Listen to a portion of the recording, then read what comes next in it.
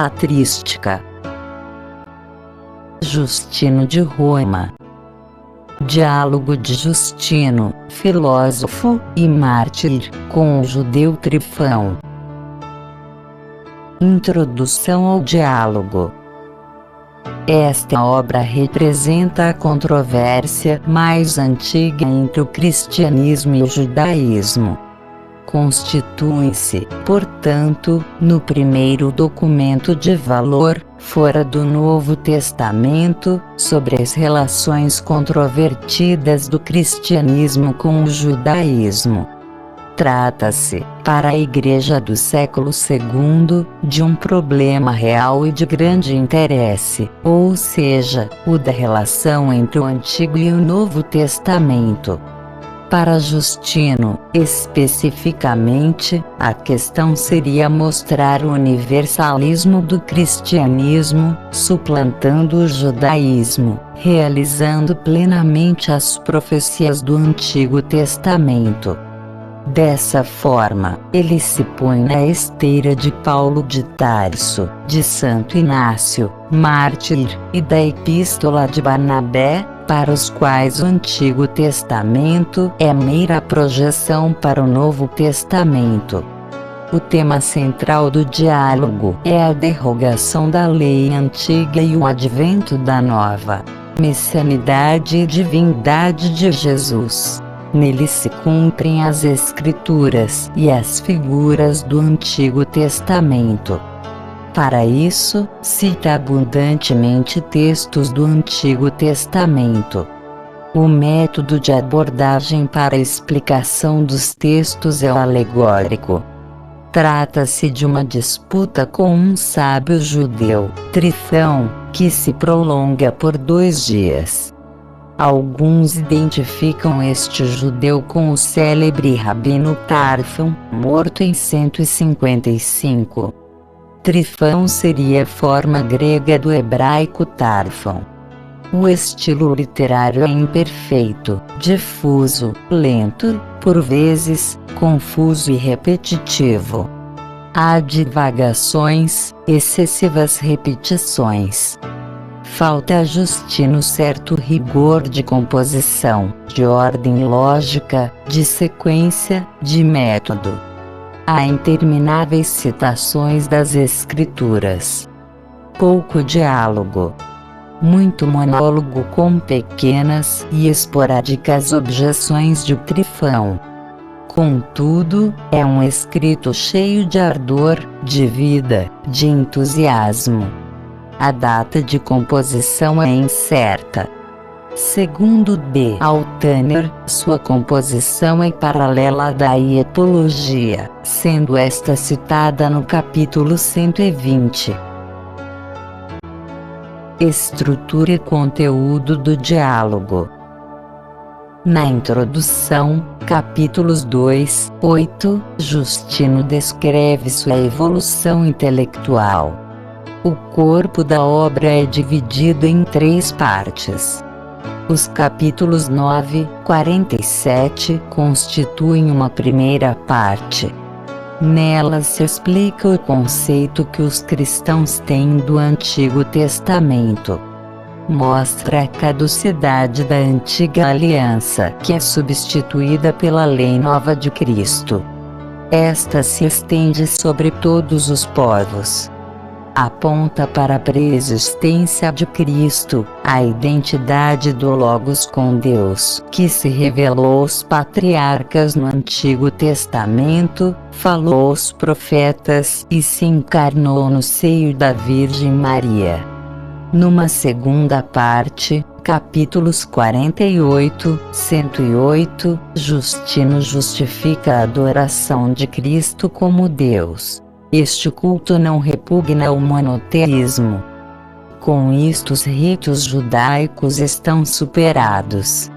Na terceira parte, capítulos 109, 142, Justino prova que as nações que creem em Cristo e seguem sua lei representam o novo Israel e o verdadeiro povo eleito de Deus. Nesta obra, Justino dá muita importância ao Antigo Testamento como fonte insuspeita para provar a verdade da religião cristã, a messianidade e a divindade de Jesus Cristo. Contudo, um exame cuidadoso das citações do Antigo Testamento nos revela que ele seleciona aquelas passagens que falam do repúdio de Israel e da eleição dos gentios. Além do tema central já mencionado, poderiam ainda ser indicados outros temas de grande importância, embora alguns estejam no texto como digressões. Entre eles, apontamos a interpretação teológica e da natureza sacrificial da Eucaristia, a oposição entre Maria e Eva no plano divino da salvação, a diferenciação do Logos e da alma do mundo e o milenarismo. Justino de Roma. Diálogo de Justino, filósofo e mártir, com o judeu Trifão.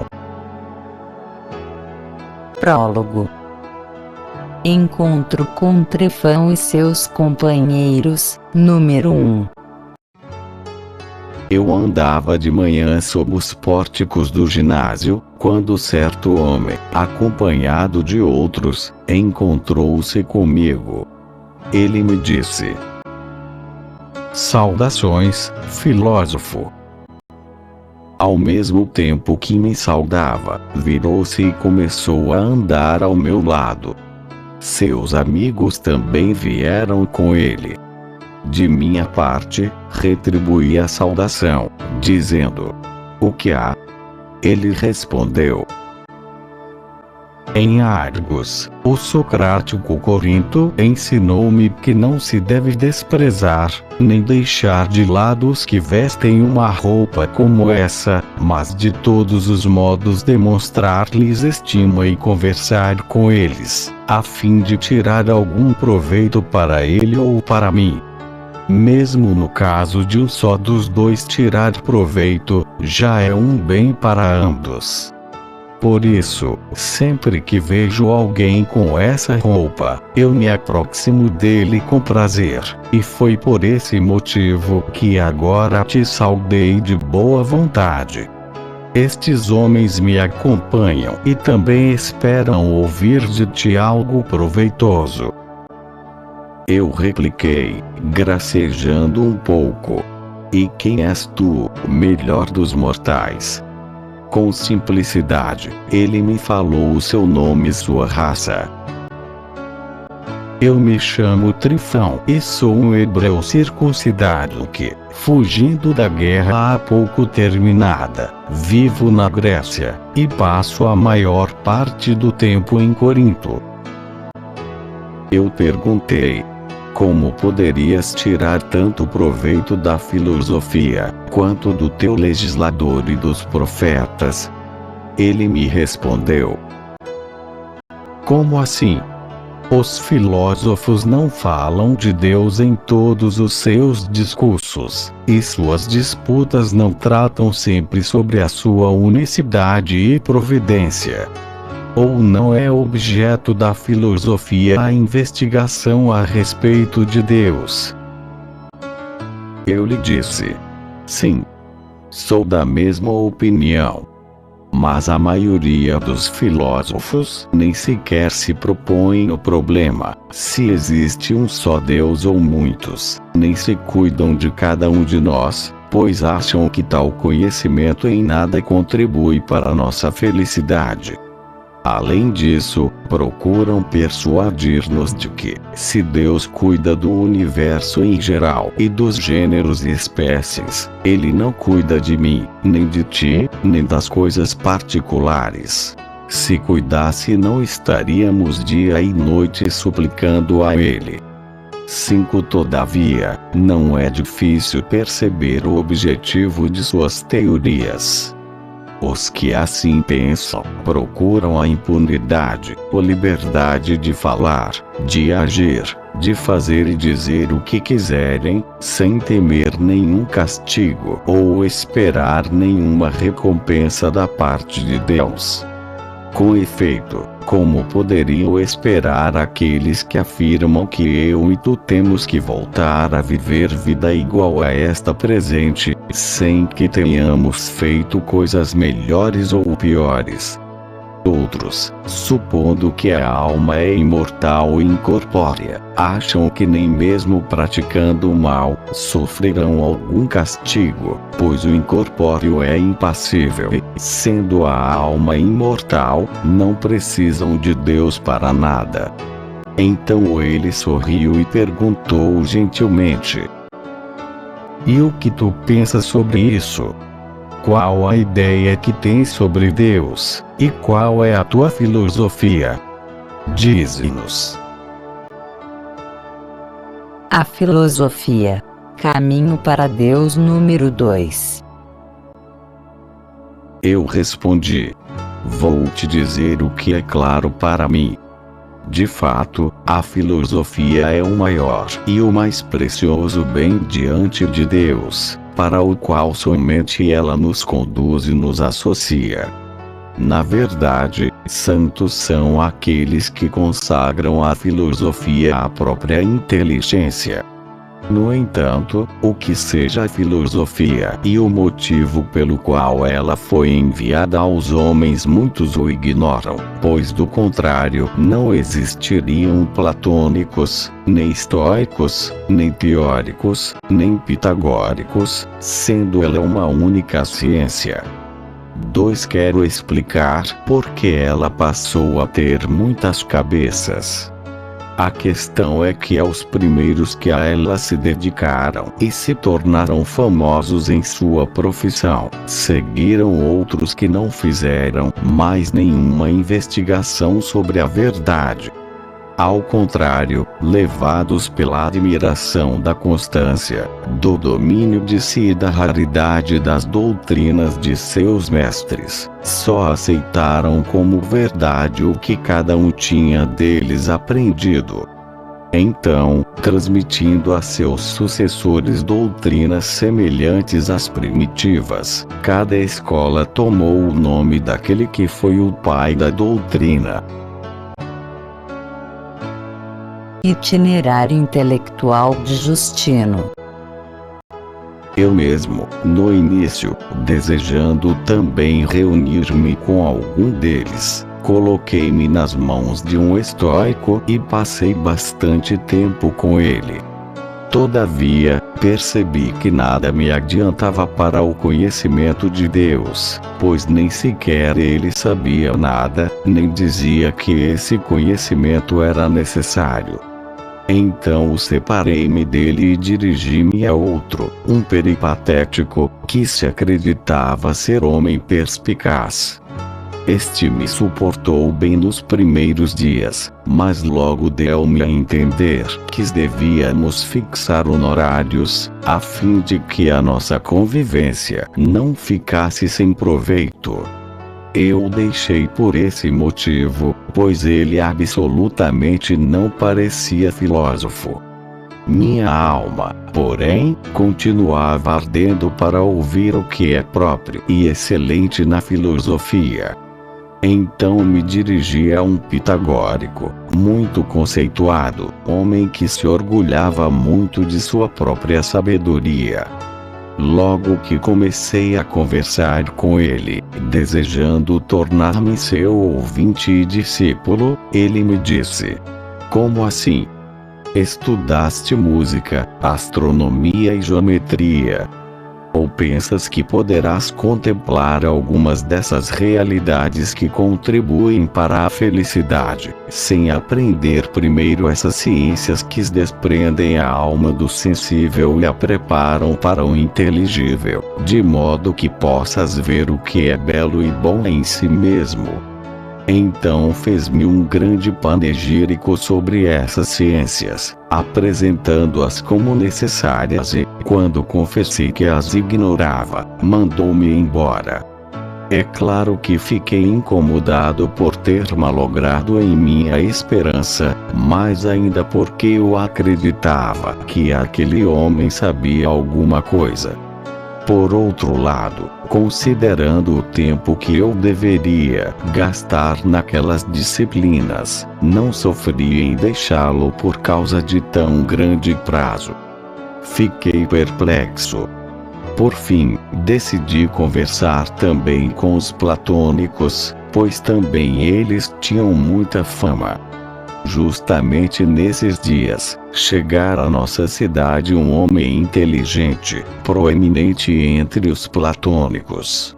Mantinha com eles longas conversas e a cada dia eu me adiantava e fazia progressos notáveis. Eu me exaltava principalmente com a consideração do incorpóreo. A contemplação das ideias dava asas à minha inteligência.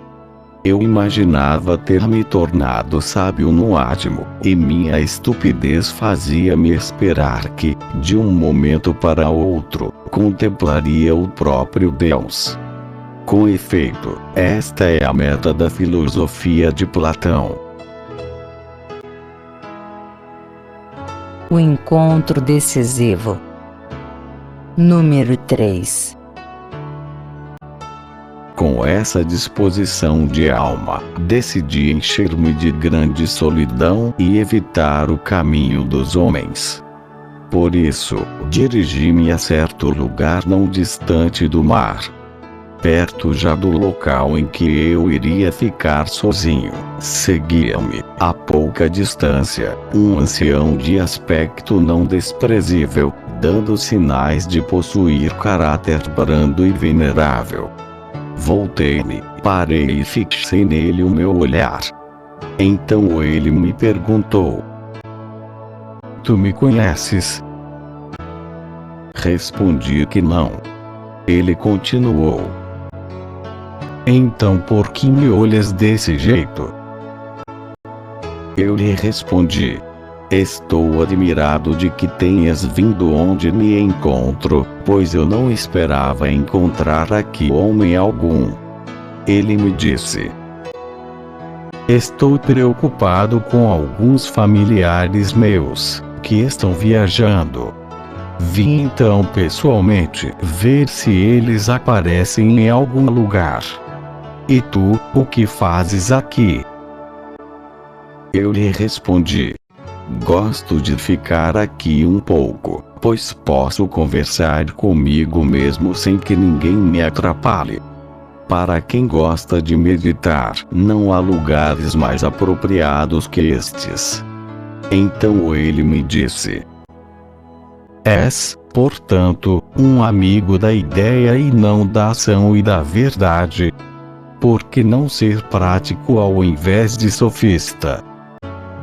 Eu lhe respondi: "Que obra maior devemos realizar senão a de mostrar como a ideia dirige todas as coisas?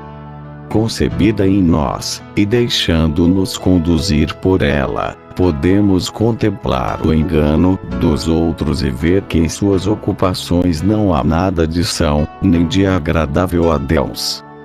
De fato, sem a filosofia e a reta razão, não é possível existir prudência. É preciso, portanto, que todos os homens se dediquem à filosofia e a considerem a maior e mais honrosa, deixando o restante em segundo ou terceiro lugar. Se essas estiverem unidas à filosofia, ainda poderão passar por coisas de moderado valor e dignas de aceitação. Contudo, se estiverem separadas dela e não a acompanharem, serão pesadas vis para aqueles que as realizam." O que é a filosofia e a felicidade que ela traz?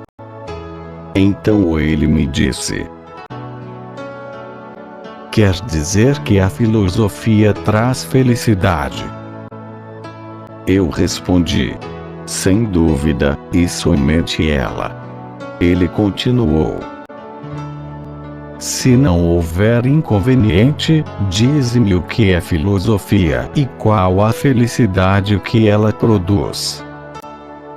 Eu respondi: filosofia é a ciência do ser e do conhecimento da verdade, e felicidade é a recompensa dessa ciência e desse conhecimento.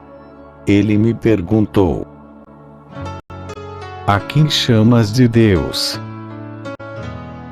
Deus é aquele que é sempre encontrado do mesmo modo. Ele é invariável e também a causa do ser de todos os outros seres. Essa foi a minha resposta, e como se ele gostasse de me ouvir, continuou a perguntar-me. O nome de ciência não é comum a diferentes coisas. Em todas as artes, a pessoa que as conhece a chama, dá de sábio nelas. Por exemplo, a estratégia, a navegação, a medicina. O mesmo não acontece com o que se refere a Deus e ao homem. Existe alguma ciência que nos forneça conhecimento das coisas divinas e humanas, fazendo-nos conhecer o que nelas existe de divindade e justiça? Eu respondi: claro que sim. Então conhecer o homem e a Deus é a mesma coisa que saber música, aritmética, astronomia ou qualquer outra coisa? Eu repliquei: de modo nenhum. Ele acrescentou: então tu não me respondeste corretamente antes. Com efeito, há conhecimentos que adquirimos através da aprendizagem ou de algum treinamento, outros, pela visão direta. Por exemplo, se alguém te disser que na Índia existe um animal de tipo diferente de todos os outros, que é assim ou assim, multiforme e multicolorido, não saberias o que ele é, nem poderias dizer sobre ele antes de vê-lo ou de ouvir quem o viu. Eu respondi: claro que não. Ele replicou: então, como os filósofos entendem ou falam corretamente sobre Deus se não têm ciência dele, pois não o viram, nem jamais o ouviram? Eu contestei: mas a divindade, Pai, não é visível como os outros seres vivos. Ela é apenas compreensível à inteligência, como disse Platão, e eu acredito nele. Pode o homem ver a Deus? Número 4. Ele me disse: então a nossa inteligência tem uma força tão grande ou compreende a coisa por meio da sensação? Será que a inteligência humana é capaz de ver a Deus se não estiver adornada com o Espírito Santo? Eu respondi: Platão, de fato, afirma que assim é o olho da inteligência, e que ela nos foi dada exatamente para contemplar com ele, por ser olho puro e simples, aquele mesmo que é causa de tudo o que é inteligível, sem ar, sem forma, sem tamanho, sem nada daquilo que o olho vê, mas que é o próprio ser, indizível e inexplicável, além de toda a essência, o único belo e bom que aparece imediatamente nas almas de excelente natureza, por aquilo que tem de semelhante a ele e por seu desejo de contemplá-lo. Ele me perguntou: qual é a nossa semelhança com Deus? Será que a alma é divina e imortal, uma partícula daquela soberana inteligência, e como aquela vê a Deus, também é possível para nossa compreender a divindade e gozar a felicidade que dela provém? Eu respondi: sem dúvida nenhuma. Ele continuou: e todas as almas dos seres vivos têm a mesma capacidade. Ou a alma dos homens é diferente da alma de um cavalo ou de um jumento? Eu respondi: não há nenhuma diferença. Elas são as mesmas em todos. Então ele concluiu: logo, os cavalos e os asnos também veem a Deus, ou já o terão visto. Repliquei: não. Nem mesmo muitos homens o veem. Para isso, é preciso que se viva com retidão, depois de se purificar com a justiça e todas as outras virtudes. Ele continuou: então o homem não vê a Deus por causa de sua semelhança com ele, nem porque tem inteligência, mas porque é sensato e justo. Eu respondi: exatamente. E porque tem capacidade para entender a Deus. Então ele perguntou: muito bem. Será que as cabras e ovelhas cometem injustiça contra alguém? Eu contestei: de modo nenhum. Ele replicou: então, segundo o teu raciocínio, também esses animais verão a Deus? Eu respondi: não. Porque o corpo deles, segundo a sua natureza, os impede. Ele me interrompeu: se esses animais recebessem voz, talvez com muito maior razão prorromperiam em injúrias contra o nosso corpo. Todavia, deixemos esse assunto e aceitemos o que dizes. Dize-me apenas uma coisa: a alma vê a Deus enquanto está no corpo ou quando está separada dele? Eu respondi: é possível para ela, mesmo estando na forma humana, chegar a isso por meio da inteligência. Contudo, desligada do corpo e tornada ela mesma, é aí então que ela alcança tudo aquilo que almejou durante todo o tempo. Ele perguntou: e ela se lembra disso quando volta outra vez ao homem?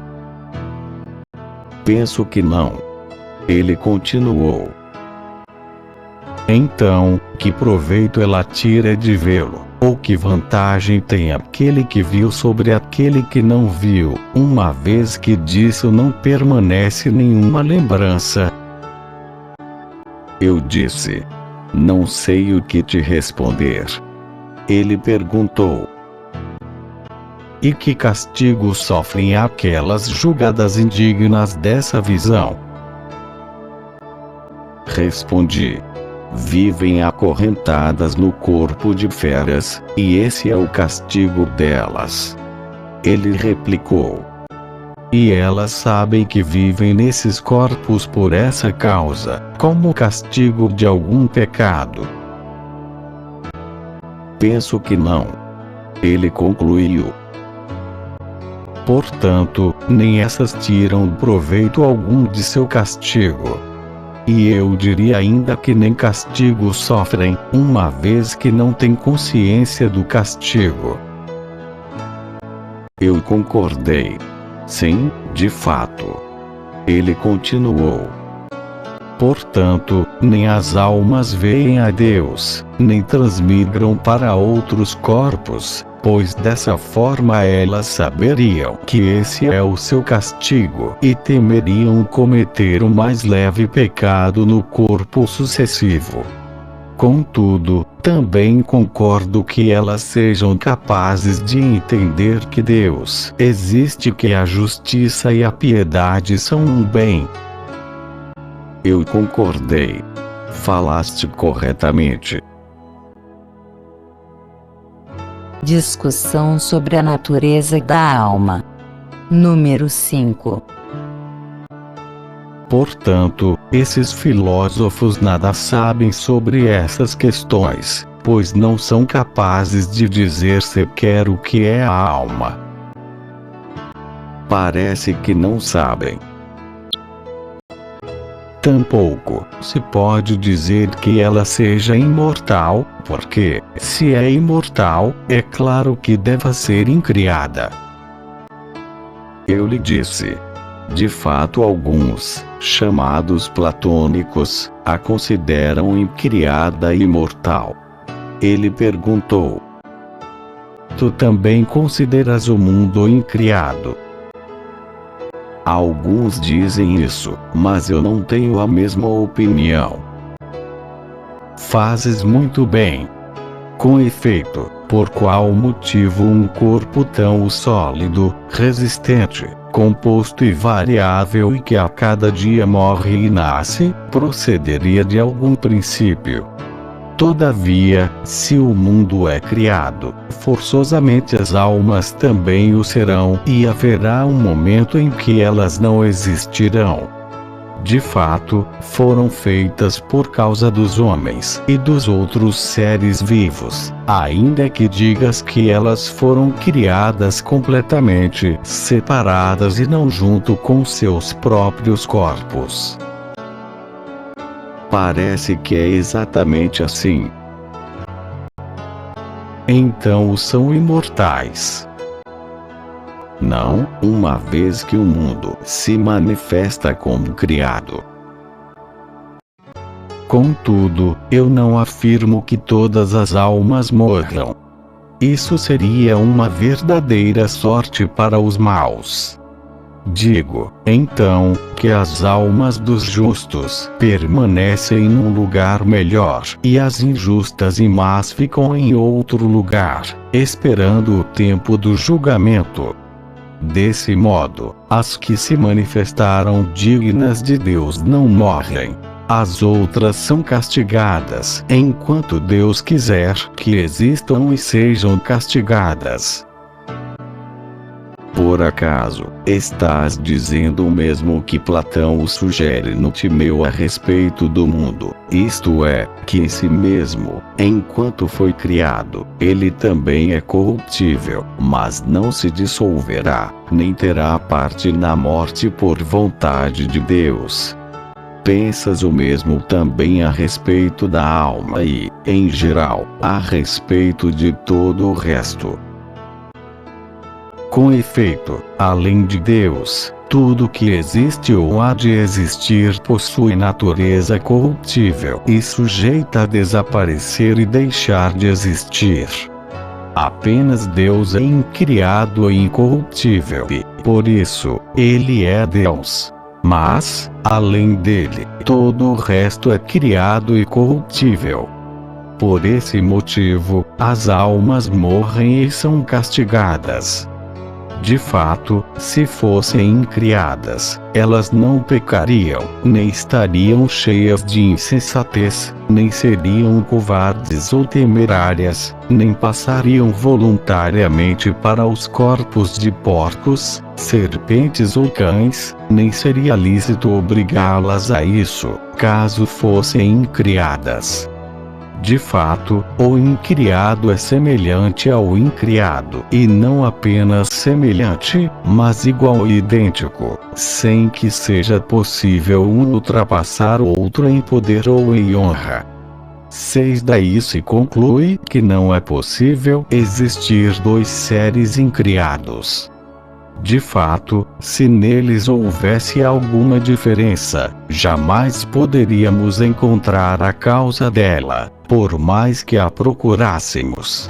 Pelo contrário, remontando com o pensamento até o infinito, teríamos que parar, vencidos, num só incriado, e dizer que ele é a causa de tudo o mais.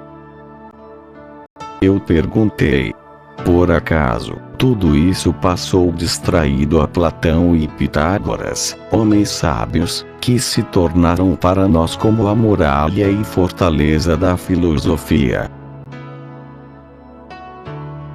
A alma não é imortal. Número 6. Ele me respondeu: não me importo com Platão ou Pitágoras ou qualquer outra pessoa que tenha sustentado essas opiniões.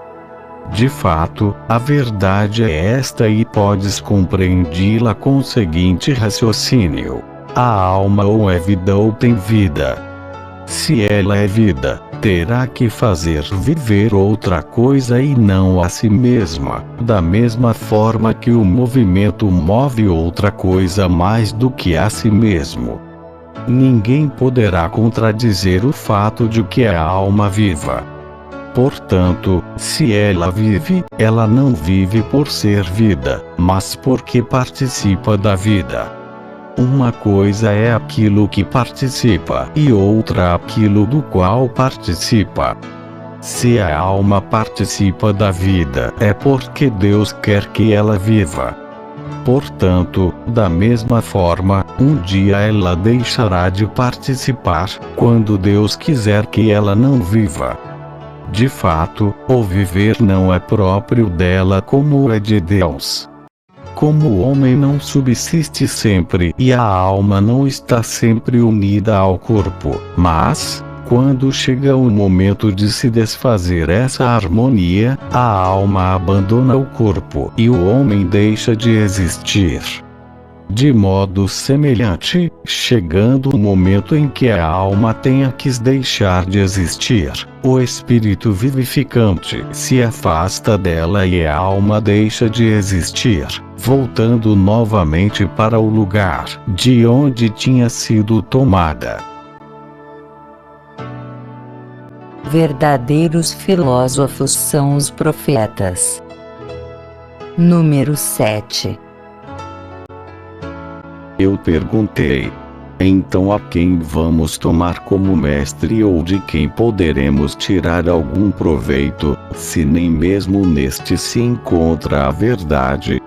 O velho replicou: há muito tempo, existiam alguns homens mais antigos do que todos estes considerados filósofos, homens bem-aventurados, justos e amigos de Deus, que falaram inspirados pelo Espírito Divino e, divinamente inspirados, predisseram o futuro que está se cumprindo exatamente agora. São os chamados profetas.